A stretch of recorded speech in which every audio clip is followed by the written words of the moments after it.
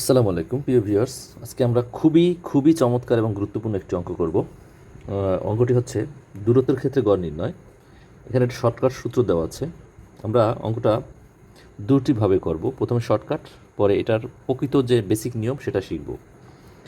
আমরা অঙ্কটা পড়ি। প্রশ্নকে বলা আছে, এক ব্যক্তি স্রোতের অনুকূলে নৌকায় বেয়ে 10 কিলোমিটার বেগে ঘন্টায় 10 কিলোমিটার, অর্থাৎ 10 কিলোমিটার পার আওয়ার, 1 ঘন্টায় 10 কিলোমিটার স্রোতের অনুকূলে কোনো স্থানে গেল। আবার ঘন্টায় 6 কিলোমিটার বেগে স্রোতের প্রতিকূলে যাত্রারম্ভের স্থানে ফিরে এলো। যাতায়াতে তার গড় গতিবেগ ঘন্টায় কত কিমি? অর্থাৎ আমরা শর্টকাট আগে করি। অঙ্কটা কি বলেছে, এই একটা এ জায়গা থেকে বি জায়গায় গেল, স্রোতের অনুকূলে গেল। যখন গেল এর থেকে বিতে স্রোতের অনুকূলে, তখন 10 কিলোমিটার পার আওয়ার, অর্থাৎ 1 ঘন্টায় এ থেকে বিতে যখন যাচ্ছে তখন 10 কিলোমিটার, 1 ঘন্টায় যায় 10 কিলোমিটার। আবার যখন বি থেকে এতে ফিরে আসে তখন যেহেতু স্রোতের প্রতিকূলে তাই গতি কম, সেটা হচ্ছে 6 কিলোমিটার পার আওয়ার, 1 ঘন্টায় 6 কিলোমিটার করে ফিরে আসছে। এই যে গেল এবং আসলো, এতে তার গড় গতিবেগ কত? এটা আমরা শর্টকাটে প্রথমে করব। 2xy divided x plus y. এখানে x হচ্ছে 10, ওয়াই হচ্ছে 6, এখানেও 10 6। তো আমরা যদি মান বসিয়ে দিই, 2 ইন্টু 10 ইন্টু 6 ডিভাইডেড এক্স হচ্ছে 10, ওয়াই হচ্ছে 6। এটা কী হবে?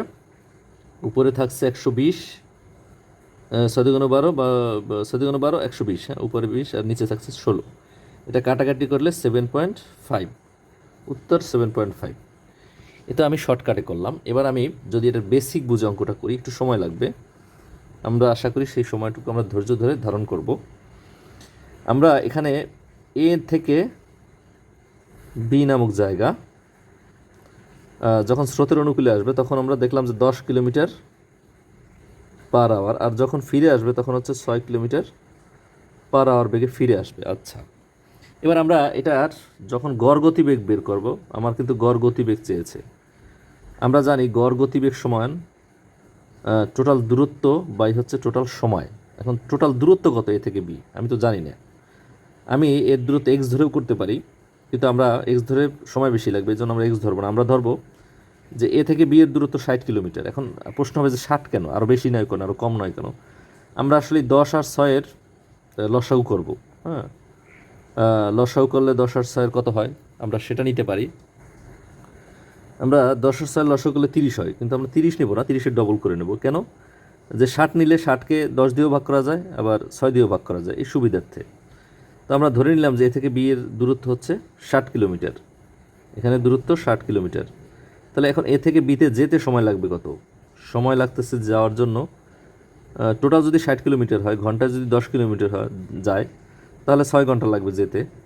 আবার ফিরে আসতে সময় লাগবে কত?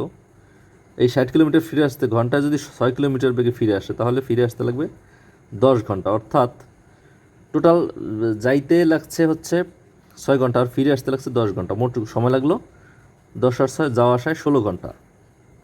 এবার আমরা যদি গড় গতিবেগ বের করি, গড়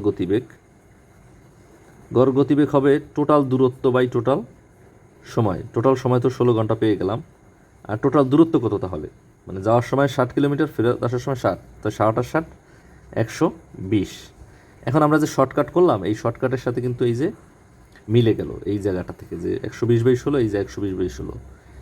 এখানে আমি কিন্তু ডিটেলসে করলাম যে টোটাল দূরত্ব এই 60, যাওয়ার সময় 60, আসার সময় 60, এই 120 কিলোমিটার, এবং টোটাল সময় লাগলো যাওয়ার সময় 6 ঘন্টা এবং ফেরত আসার সময় 10 ঘন্টা, এই 16। এই শর্টকাটটা আমরা এভাবেই পাই আসলে। এটাও কাটাকাটি করলে 7.5 উত্তর হয়ে গেল।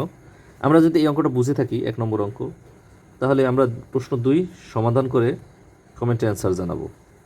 ধন্যবাদ সবাইকে।